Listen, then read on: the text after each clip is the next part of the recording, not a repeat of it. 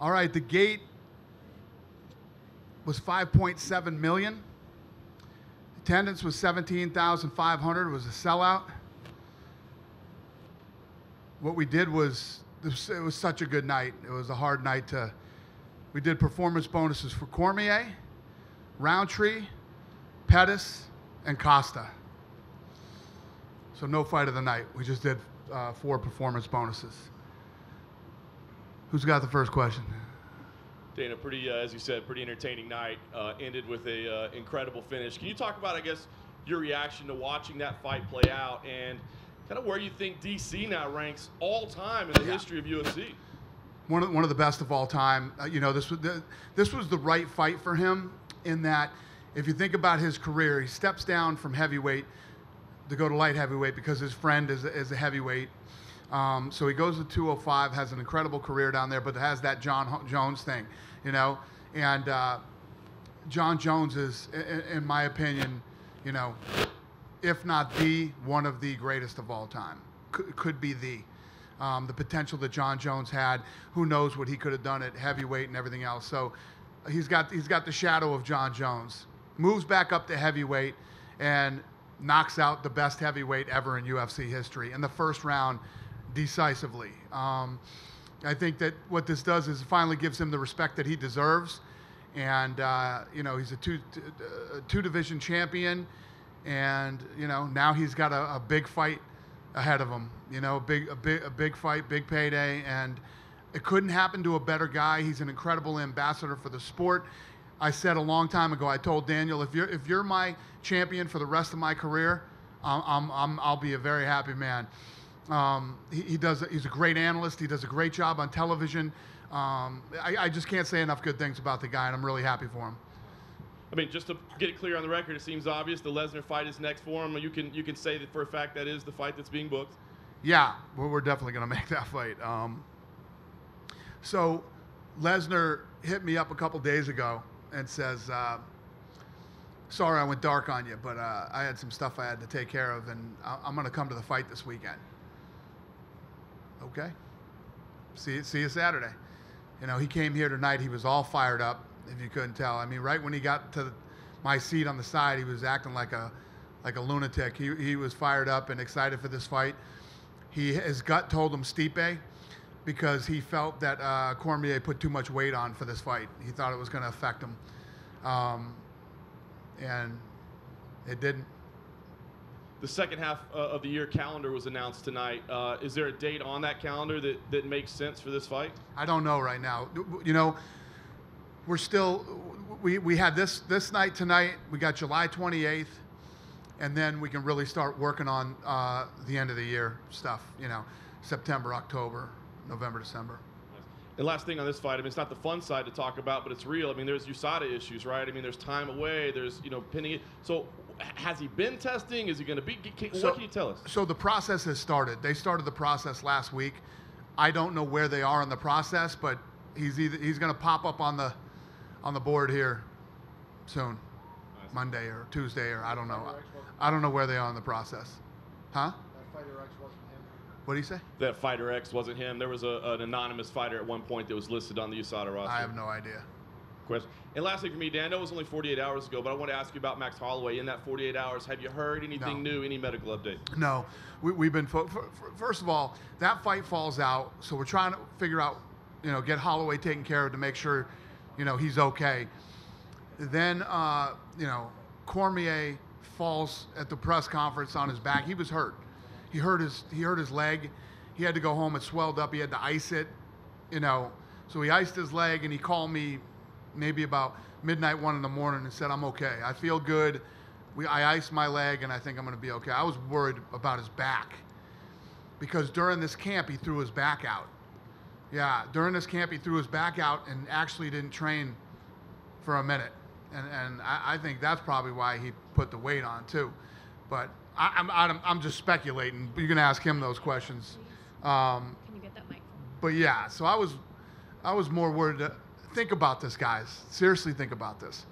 So when we're going, forget the abomination of the heavyweight fight that happened. I mean, the card was so good. You just, yeah, all right. We had one bad fight. What are you gonna do? But when you look at this card, right, and the fights are all, going, Pettis looks better than he's looked. It looked like when he was a champion, that's how he looked tonight. The Felder-Perry fight is a war. Those guys are standing toe-to-toe, bleeding all over the place, going at it. Roundtree has the unbelievable knockout. The Costa fight is unbelievable.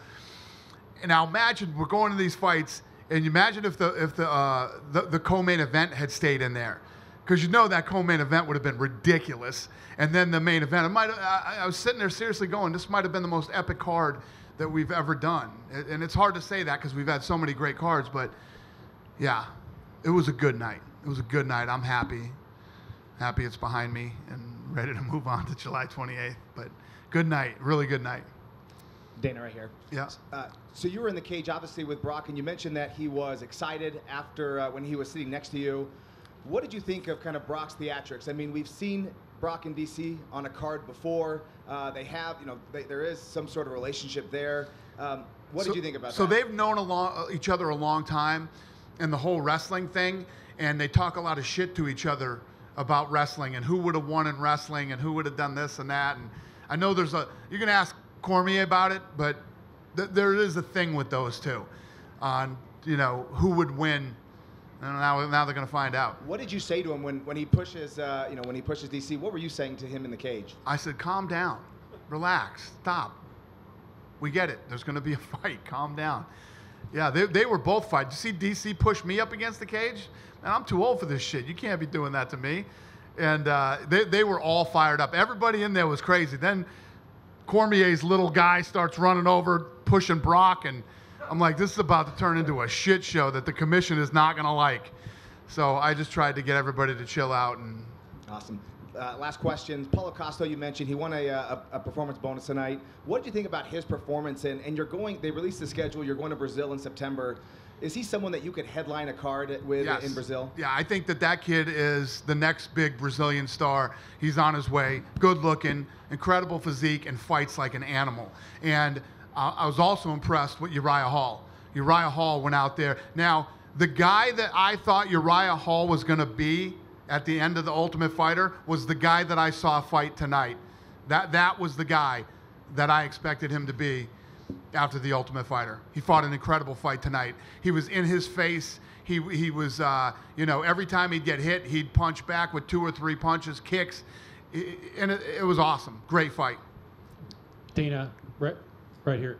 Obviously a tough result for Stipe, but you mentioned his accomplishments. How would you best encapsulate his last 2.5 years about and what he's done for the heavyweight division? Yeah, what he's done has been unbelievable. He broke the record, and in this fight, when that fight started, these guys went right at each other. They stood in each other's face. Both guys kept pressing forward. Nobody was running, staying away.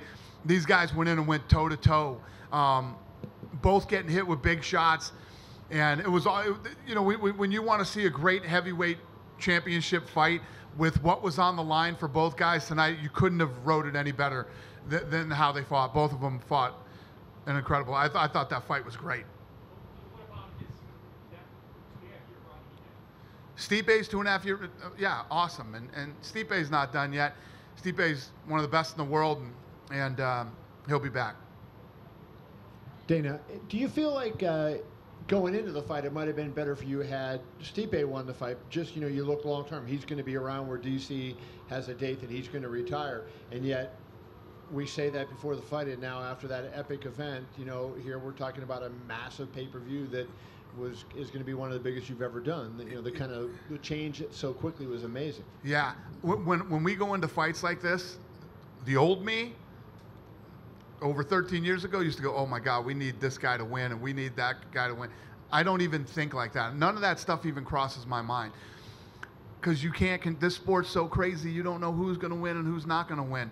I thought Saki was going to be the next big, I thought he was going to be the next big thing. You don't know. Anything can happen. And one thing that I've learned over the years is however it plays out is the way that it was meant to play out, and then we just go from there. And I just want to see if you can go into DC a little bit more. What makes him so great? Because you look at him and you say, he doesn't have the great physique like Costa has, and he doesn't seem like incredibly quick, and he's a wrestler, not a boxer, maybe, but he seems like he does everything well. Like, can you put your finger on why he is so good? He's such a unique guy, man, in every way, shape, and form. He's so articulate. He's a really smart guy. I love the way when he's commentating how he can break down a fight and explain it to you. It's almost like Rogan. He's so good. He's great at interviewing people. Then you talk about him as a fighter, right? Yeah, he definitely doesn't look like a fighter. Looks out of shape. Looks heavy. When you think about him going in there now with a heavyweight, if you'll notice in the beginning of the fight, every shot he landed on Stipe was busting Stipe up, both his eyes, his nose. So he's got a lot more power than he gets credit for. When he goes in against somebody wrestling, the slam that he had on Dan Henderson, to do that to a guy like Dan Henderson, holy shit. And just he's such a well-rounded, incredible human being. Forget about fighter. He's just, I love Cormier, and I can't say enough good things about him. I know you don't ever tell people to not retire or whatever. If they want to retire, you say they should retire. But he obviously doing this, is going to be invigorated, right? I mean, do you think there's a chance that would you think he may go on beyond his self-imposed deadline given what happened and the way the crowd, he's been booed in the past. The crowd reacted positively to him before the fight. Do you think that may change him and kind of spark him to run with that belt for a while? He's starting. Like I said, he's going to start getting the respect he deserves, and has deserved for a while now. But when I look at Daniel Cormier's performance tonight at heavyweight, retirement doesn't even come close to popping into my mind. Hey, Data, right here. Sorry, to your right. Two quick questions. With Brock back in the pool, is that a 5-month or 6 months? Don't quote me. Nowitzki's the guy to talk to, but I think it's 6 months. And lastly, was the idea for Brock to be there to challenge whoever won? Obviously, yeah. Cormier was the guy, but was the plan for whoever won to? Yeah, whoever won, he wanted the winner. Yeah. Dana, right here. You talked briefly about the co-main event, but to you, just thoughts on Francis Ngannou? I mean, he had so much momentum behind him going into the Stipe fight, shows the flaws in his game a little bit, then comes back and has this fight where he throws, 17 strikes the entire fight, something like that. Where do you feel a guy like that goes from here? Horrible. I think that he had a pretty quick rise here, and obviously the fight over Alistair Overeem, catapulted him. Everybody was talking about him. I thought he was going to be the next guy. I think his ego ran away with him, big time. I can tell you that his ego absolutely did run away with him. And the minute that happens to you in the fight game, you see what happens. Start to fall apart. I had some personal encounters with him, as did other people in the organization. And this guy's ego just was so out of control. It's like before the Stipe fight, he took off and went to France. Didn't even really train for that fight. And you see the results. Well, then he comes back and he did train, but ego is what hurt Francis Ngannou. And then what about Derek? I mean, he mentioned that his back was giving him some big problems again going in there, and he admitted that he felt that even though he won, his stock ended up dropping. Do you give him any leeway going in there injured? I don't agree that his stock dropped. And that's a problem that he's going to have. He's a fun guy. He's funny. He's, when he gets in there and throws, the fights are exciting. But he always has problems with his back. And that is going to be a problem for him, in there with, you don't want to go in there with a bad back with Cormier or, any of these other heavyweights. And, but I like him, and I don't think that his stock drops at all. He won the fight. If you look at his fights, tell me the last time he was in a boring fight. Tonight. Tonight was the last time he was in a boring fight. And like I said, the card was so good tonight, people will forget about that. And the heavyweight championship was so good, it was immediately erased from people's memories. And I know you don't talk about, matchmaking title shots on the night of the fight. But you're going to ask me anyway? Yes. Okay. Rafael Assunção, he's 11-1 in the UFC. Beat most of those guys in the division. He feels like he should be next for TJ or Who Cody. does? Rafael Assunção. Okay. won on the undercard. Do you feel like, being 11-1 in this weight class, that he's earned that shot? Yeah, the thing is that you got to remember about Asuncion. That's easy to say. Hey, this guy's 11-1. Why hasn't he got this? Why hasn't he got that? That guy disappeared for a while. He had some injuries. He was gone for a while. Then he recently just came back, and he's starting to fight again. That guy never loses. That is true. Who beat him? TJ? Yeah. No, he's a stud. Now he's gotten a little more consistency, and yeah, we'll see what happens. Mike sort of asked my first two questions, but I am from Calgary, and you've mentioned July 28th a couple times. So I'm excited. That's a Fox card, not a pay-per-view, but you are really circling that one as sort of the next big one? Yeah, I'm going. It's my birthday. That's my birthday card. I'm going up and celebrating my birthday in Calgary, and I'm going to that fight. And yeah, I'm really looking forward to it. I'm excited. I have owed Calgary this event for a long time, and we got a great card, and that city was really good to us. Very, very good to us, because we went up there. We had one of the best cards we'd ever put together, and literally everybody fell off the card more than once. And I said, rest assured, the card will be great. The card sucked, okay? I was wrong. The card sucked. We owe Calgary this one, and I'm excited to get up there and repay everybody. Dana, to your right, over here. What exactly is Brock's deal with WWE? Obviously, he's still part of their roster. How does that factor into this? He's free and clear to do this fight. Him and Vince have a good relationship, and he's not going to do anything to piss Vince off, and so I don't know the specifics, but he's good. Have you spoken to Vince at all about this? I have not. Do you plan on shooting him a text? I know that you guys are texting buddies nowadays. No, probably not. These guys are aware. He lets him know what's going on, and he's in the loop. Brock is coming off the no contest, which got overturned to against Hunt.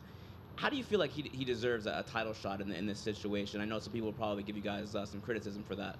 Yeah, listen, people are going to criticize us no matter what we do.